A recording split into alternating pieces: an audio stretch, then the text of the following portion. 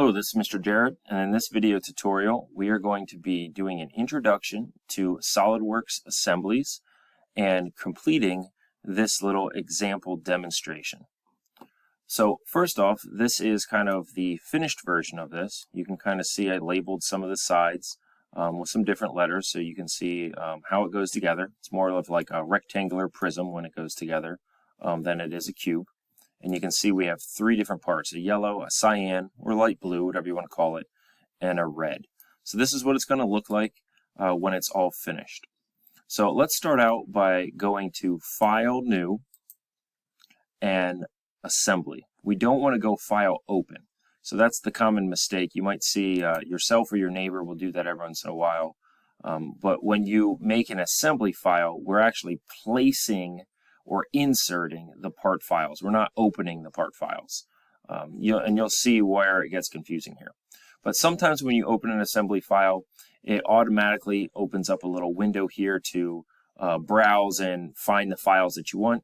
Other times it doesn't. So if you get this screen where it says Begin Assembly, you might have to hit the Browse button over here on the left. And that really depends on if you have assembly files or other SOLIDWORKS files open. So you can see right now, since I have that other document open, it wants to ask if I want to have that put in. You would probably got that pop-up if I didn't have this file open. So long story short here, if you don't get the window, just hit this Browse button. This Browse button is where it gets confusing because it says Open. So people commonly mistake this for just going File, Open, when really you're inserting. You see over here it says Part or Assembly to Insert, okay, and you're browsing a file to insert. So this really should say Insert, and down here too it should say Insert, not necessarily Open. But what I would like you to do is I would like you to go into your Puzzle Cube folder, and you should see a folder that I put in there for you called Assembly Demo. When you open that, you have three different files. So you could individually bring each one in and place them, or you could hold in Shift and select all three of them. You could drag to select all three of them, or if there's multiple files in a folder that you want to select just individual ones, Control, holding in Control and clicking allows you to click individual ones. But for this example, we just want all three. So let's just hit Open. And what it's going to do here is it's going to ask you where you want to place this. So the assembly file is kind of like a free roaming world with no gravity. So we're just going to place this right here, and it's going to zoom out. It's going to ask you where you want to place these other ones. So we'll just kind of click and click. Now, alphabetically, it puts them in. So you can see over here, my cyan was my first part. And next to the word cyan is the letter F for fix. So you can see right now, if I move over this and I click and hold and try to move it, I can move it because there's that minus sign, which means underdefined. The yellow one is also underdefined. If I try to do that to my cyan one, notice what it says. It says the selected component is fixed. It cannot be moved. Okay, so your very first part that you put into an assembly is always fixed, or it's locked in place, which means it's temporarily fully defined. Okay, everything else is going to be flipped and rotated around that part. Now for you, this might not always be the part that you want, or it might not always be rotated the correct way. So maybe you don't want to start with that. You might want to start with something simple like this one. And for this demo, that's what we'll do. Okay, so we're going to right click on this, and we're going to hit Fix. And that's on the yellow one over here. We'll fix it. So now this one is locked in place. You can see it added the F. Now to remove this, to make this underdefined, we're going to right click and hit Float. And of course, they don't have any description here. I wish it would say underdefine or unlock, fix, not just float, like we're supposed to understand what float means. But if you select float, it will unlock it. And now this can be rotated around or moved around. So up at the top here, you will see your menu bars are slightly different than when you're in a part file. You have the Assembly tab, you have Layout, which is a little bit different. Your Sketch tab, it kind of looks similar to Layout, and there's different uses for these. Still have your Evaluate, and you might have some other tabs that pop up for SolidCam or something else.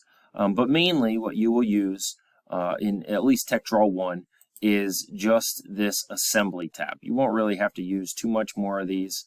especially now at the intro stage. So the Assembly tab has the Insert component up here, and it's the button that you can browse to bring in more parts. It also has Mate, which we're going to be using. And then you can see it has some other things that you're familiar with. It has some patterning techniques. There's some moving and rotating, which we'll use. It has some things over here like the reference geometry plane and a couple other things that we'll get into a little bit later. So some things are similar, but some things are new as well. So we're going to start out by just actually mating this. I'm going to show you the hard way of doing this, and then I'll show you the easy way. So using the mate constraint up at the top, that's the paper clip. We're going to select that. It's going to bring open this menu. And the mate constraint works by selecting lines or dots or surfaces or round pieces.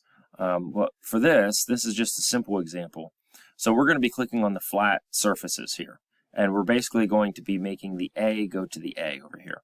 Now, just to kind of show you how I made these have these letters, if you zoom in real far, you can actually see I cut these letters into each and individual side of these parts. So please don't click on where the actual letter is, because it'll probably give you an error or it'll move it away from where it needs to be. Click out here just on the same surface, but kind of away from the letter. So I'm going to select the cyan part, and I'm going to select the yellow part. And yours might slowly move. Mine kind of just glitched and clicked over there. It might be because I'm screencasting. But you can see what it's doing is it's lining those two surfaces up. Well, that's one way of mating. Okay, the other way is if this thing would be to rotate around and the two walls be facing one another. Okay, right now they're what I would call flush or even with one another. We want them to be facing one another. So if this happens to you, over here on the left side, you will see there's two little buttons, and the pictures are really small, but they make sense. This one says aligned or flush, and then this one is actually anti-aligned.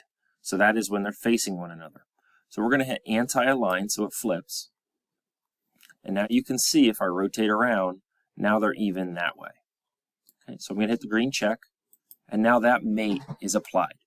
Now this might look like it didn't do anything because I can still move this all over the place, but what you're actually doing is you're moving this way out in space. You know, this is a three-dimensional world, and you just took 3 of its degrees of freedoms away. So when you're trying to move it, it's actually moving in a completely different way than what you think. It's rather confusing at times. So now what we're going to do is make C over here even with C here. And I didn't say this yet. I apologize. I should have. This is the same way in a part file that you can free roam and rotate around. You got to press down on the scroll wheel on your mouse to do this. So I'm going to select this flat side of C. Okay, rotate around and I'll select this flat side of C. And once again, it did the wrong mate alignment. We want it flipped the other way. So I'll just change it back to what it was. And mine flipped down fine, so I'll hit the green check. So now there's only 1 degree of freedom left, and that's the X, so I can still slide here on the X. So what I'm going to do is just rotate around, and I'll make surface of D and D even with one another, and green check.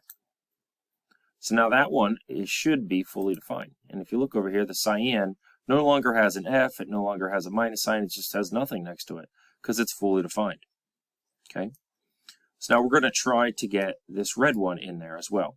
So this one's a little bit easier because you can see C goes to C, F goes to F, and the underneath side E is right here. Okay? And I've assembled this in different ways, different years. That's why there is a B over here. But we're just going to go through it this way. This is just as easy. So mate, the flat side is C on the red. Either one of these doesn't really matter because they're both equal or even with one another. You will have to hit flip mate alignment again. Green check. Okay, and see there's a B right there. So you could do B to B, or you could do E to E, however you want to do it. You just might have to hit mate alignment, flip the mate alignment, green check.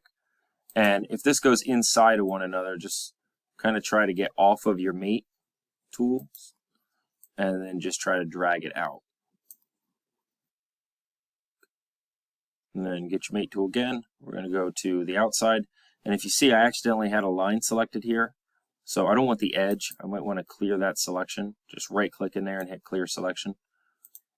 And then go there to there. Now, I might have screwed something up for you, or you might have messed something up. You know, let's kind of figure out something, figure out how to fix an error here before we go through the easy way. So your mates are all recorded in two different places. Over on the left side, there's this double paper clip and it says mates. And underneath that, it shows all of the mates inside of your assembly. So if your part is rotated the wrong way and you want to rotate it back, or it's not allowing you to move in a certain direction, you can simply come underneath here, underneath the mates, and just move down until you find the mate that's causing the problem. And whatever mate is causing the problem, you can do two things. You can right click on it and either hit delete, or you can edit it if you're good enough to fix the problem. But in most cases, I would just delete it and then try to add the correct mate that you need. You can actually even flip the mate alignment. That might just be the simple problem for you.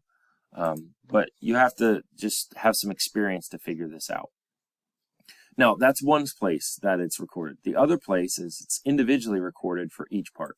So like the cyan part, when you expand it, this looks just like what a part file would look like. And you can see underneath here, it says mates in assembly. And there's other ones as well. Okay, so it's individually recorded and it's recorded for the entire file as well.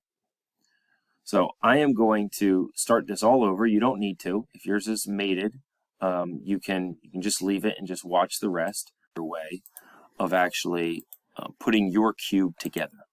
And I know this isn't exactly what your cube is, but that's okay. It's close because it's still all flat sides.